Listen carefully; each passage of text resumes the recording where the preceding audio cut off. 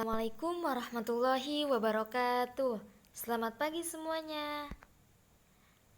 Pertama-tama dan yang paling utama, marilah kita panjatkan puji serta syukur kita kepada Ilahi Robbi yang telah memberikan kita beribu-ribu nikmat sehingga kita bisa berkumpul di tempat yang insya Allah penuh barokah ini.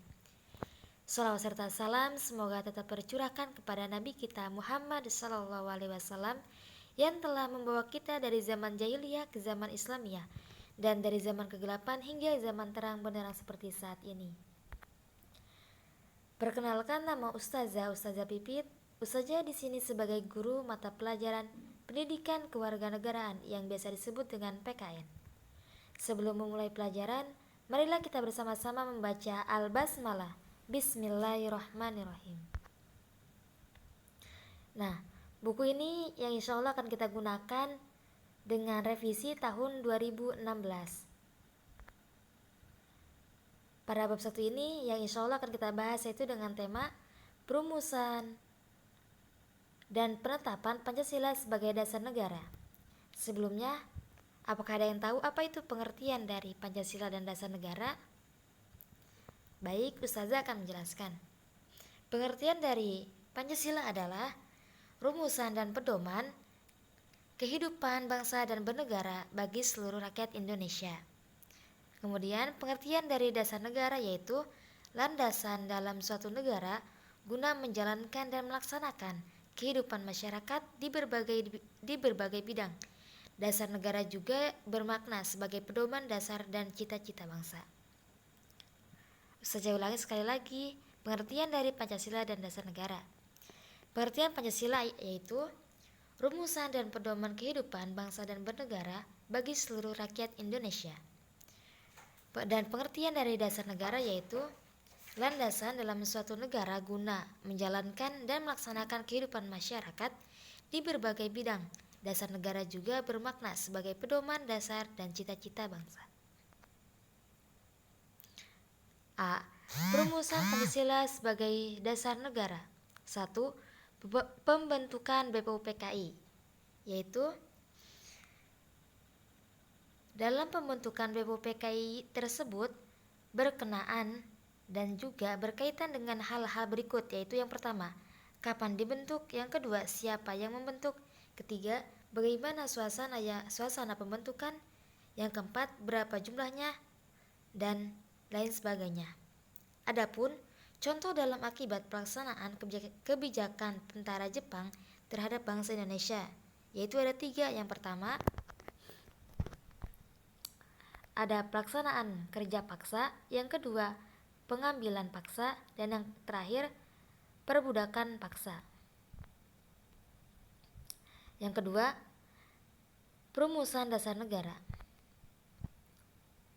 yaitu Muhammad Yamin mengusulkan secara lisan 5 dasar bagi negara Indonesia merdeka, yaitu yang pertama, pri kebangsaan, pri kemanusiaan, pri ketuhanan, pri kerakyatan, dan pri kesejahteraan sosial.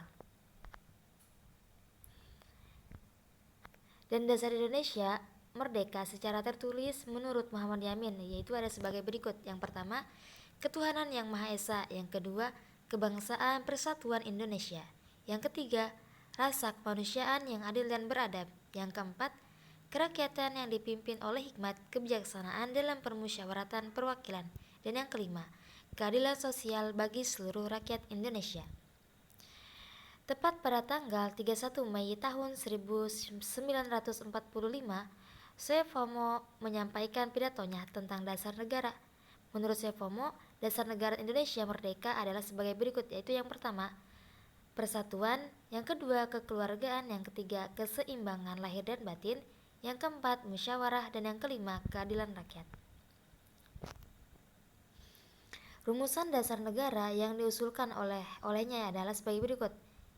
Ini menurut Ir Soekarno tepat pada tanggal 1 Juni 1945, yaitu dengan menyampaikan pidatonya. Yang pertama, kebangsaan Indonesia. Yang kedua, internasionalisme atau pri kemanusiaan. Yang ketiga, mufakat atau demokrasi. Yang keempat, kesejahteraan sosial. Dan yang kelima, ketuhanan yang berkebudayaan.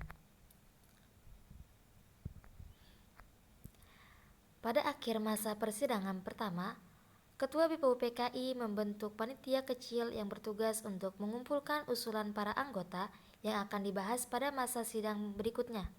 Panitia kecil beranggotakan 8 orang, di bawah pimpinan IR Soekarno, dengan anggota terdiri atas yaitu yang pertama, Ki Bagus Hadikusumo, Kiai Haji Wahid Hashim, Mr. Muhammad Yamin, Sutarjo Karto Hadikusumo, A. Maramis, Otto Iskandari Dinata, dan Dr. Andes Muhammad Hatta. Panitia kecil mengadakan pertemuan untuk mengumpulkan dan memeriksa usulan-usulan menyangkut beberapa masalah, yaitu Indonesia Merdeka.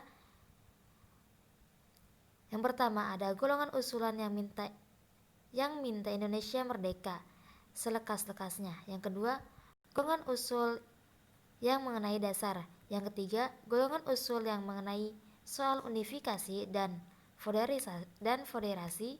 Yang keempat, golongan usul yang mengenai bentuk negara dan kepala negara. Yang kelima, golongan usul yang mengenai warga negara. Yang keenam, golongan usul yang mengenai daerah. Yang ketujuh, golongan usul yang mengenai soal agama dan negara. Yang kedelapan, golongan usul yang mengenai pembelaan. Dan yang terakhir, golongan usul yang mengenai soal keuangan atau risalah sidang BPUPKI dan PPKI tahun 1995 pada ayat 88 sampai 89. Dengan demikian, rumusan dasar negara yang tercantum dalam pembukaan Undang-Undang Dasar 1945 yang ditetapkan oleh PPKI tanggal 18 Agustus 1945 adalah sebagai berikut. Yang pertama, ketuhanan yang Maha Esa. Yang kedua, kemanusiaan yang adil dan beradab. Ketiga, persatuan Indonesia. Yang keempat, kerakyatan yang dipimpin oleh hikmat, kebijaksanaan dalam permusyawaratan perwakilan. Yang kelima, keadilan sosial bagi seluruh rakyat Indonesia. Alhamdulillah, pelajaran PKN pada pagi hari ini sudah selesai. Semangat terus buat belajarnya, karena suksesnya seseorang itu tergantung pada niat dan usaha kita sendiri. Ma'an naja. Syukron kathiron. Wassalamualaikum warahmatullahi wabarakatuh.